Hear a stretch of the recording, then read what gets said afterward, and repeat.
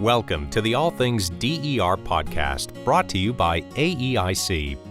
In this podcast, we dig in, define, and discuss where the new energy economy is heading with electric industry leaders and explore all the ways that distributed energy resources can modernize and improve our ever-evolving power grid. Thank you for joining us. Hello, everyone. Welcome to the All Things DER podcast. My name is Dr. Elizabeth Cook. I'm the General Manager of Advanced Grid Solutions at Duquesne Light, as well as the Chair of the DER Subcommittee here at the AEIC. And with us today, I have Rob Wilhite, who is the Senior Vice President of Strategic Advisory Business at Black Veatch. Welcome to the podcast today. I'm thrilled to be here with you, Liz. Thank you. So one thing all of our listeners know is I am passionate about distributed energy resources. So I'm just going to kick this right off and ask you, what do you foresee as the challenges of the industry transition to clean energy? Yeah, I appreciate that. I share some of your passion for distributed energy. I had the really good fortune to lead that part of Black Veatch's business for the past 2 years. So we're doing a lot of good things in distributed energy. I think one of the biggest challenges we're seeing with the utilities in particular is just lack of transparency to whenever we design and build a microgrid or EV charging or a distributed battery. A lot of these go behind the meter, and the utility doesn't have any sense of whether or not that's even there, or even advance notice to do make-ready work to improve their system, especially with high-power EV chargers.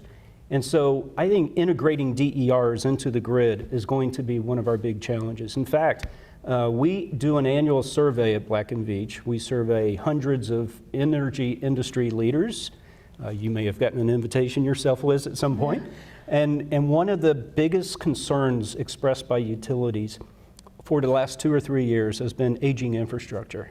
But that has been replaced with the most recent edition of our survey, with the need to interconnect DERs. And a compounding effect. Yes, Aged absolutely. Infrastructure with this new technology. Yeah. And it's more than transparency. I mean, I think a lot of utilities would benefit from the DERs and their capacity and their energy capabilities if they also had control in some cases.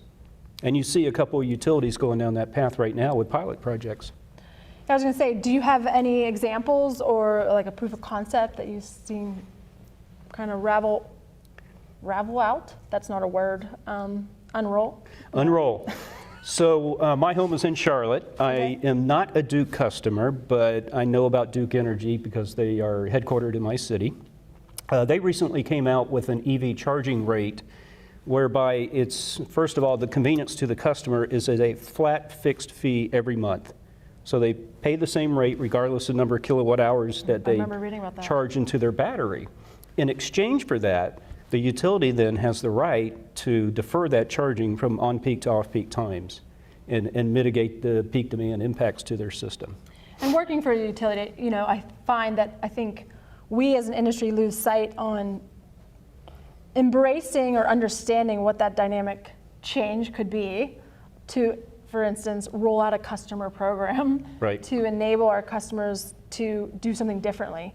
You know, is a significant lift, you know, especially with our regulatory environment and also the different stages of a maturity of doing so. So from that experience, you know, from what you've seen, like program rollout, it's not something that happens in a day. No, it sure does not. It takes a lot of planning. We recently helped NV Energy with an EV charging rate filing for about a $300 million program for EV chargers across all of their service territory. And it had to incorporate existing data on the loading on those circuits, the hosting capacity and availability.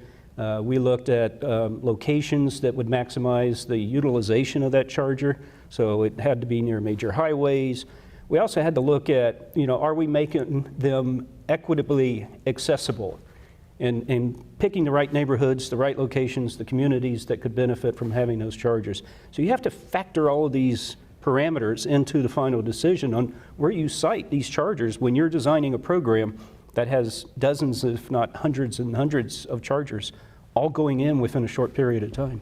Right, and then just leading into the lift, one, the utility must have a connectivity model, all the assets. They must have their system modeled in certain computer programs where they can run these analyses.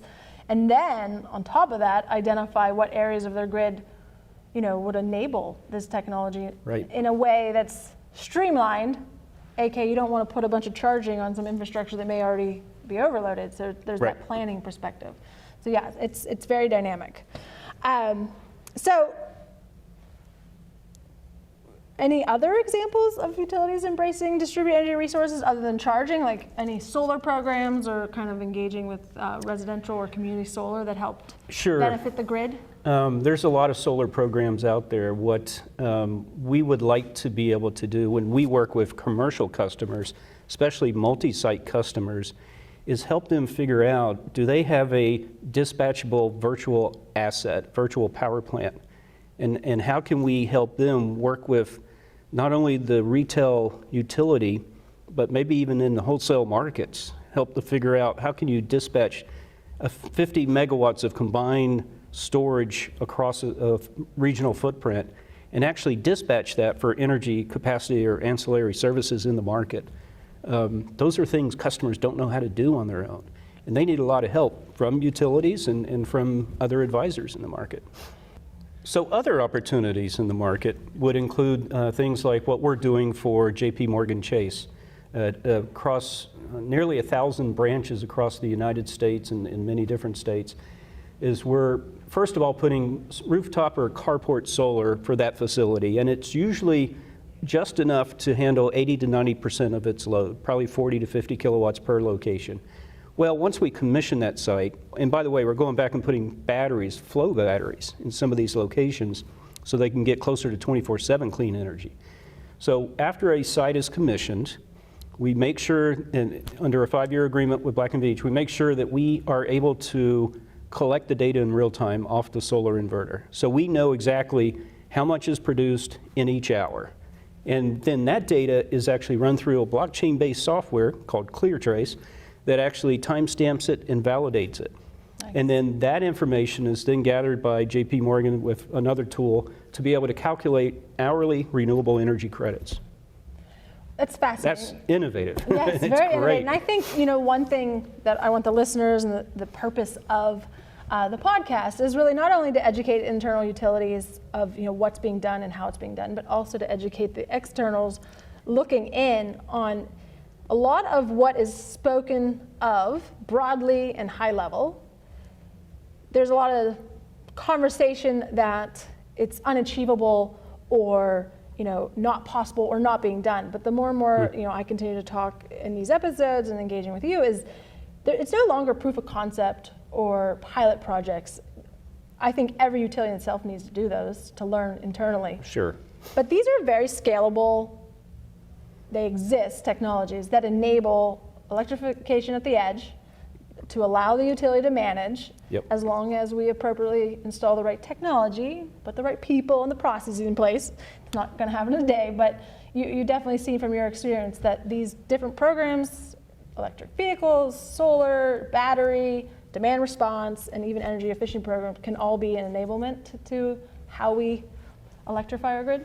Absolutely. I mean, I think of the grid edge as hardware, software, and also the business models that enable utilities to leverage greater value of those distributed energy resources, but to also compensate the owners of those so that they continue to have incentives to build and scale this up across the country.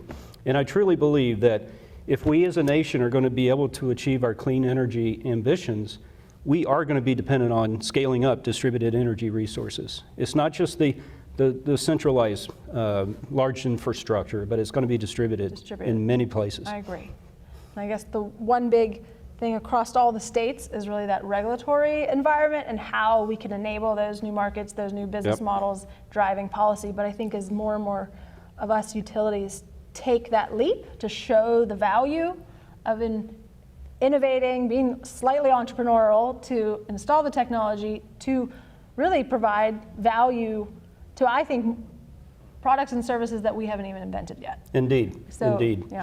The future looks bright, doesn't it? It does. I think it does look bright, even though with the challenges that we all have ahead of us. We'll figure it out together. Yes. Well, this was a great chat. Thank you for hopping on the podcast. Thank you, Liz. And I look forward to figuring this big grid problem together. Well, great. Thank you. Really appreciate it. That's a wrap for this week's episode of All Things DER. Thanks for tuning in. We hope today's conversation got you thinking about new and creative ways to improve our power grid. Be sure to subscribe to our YouTube channel to be the first to hear new episodes. This podcast is brought to you by AEIC, the place where operations leaders come together to share knowledge and provide guidance to the electric utility industry. We'll be back with a new episode soon. Until then, keep powering on.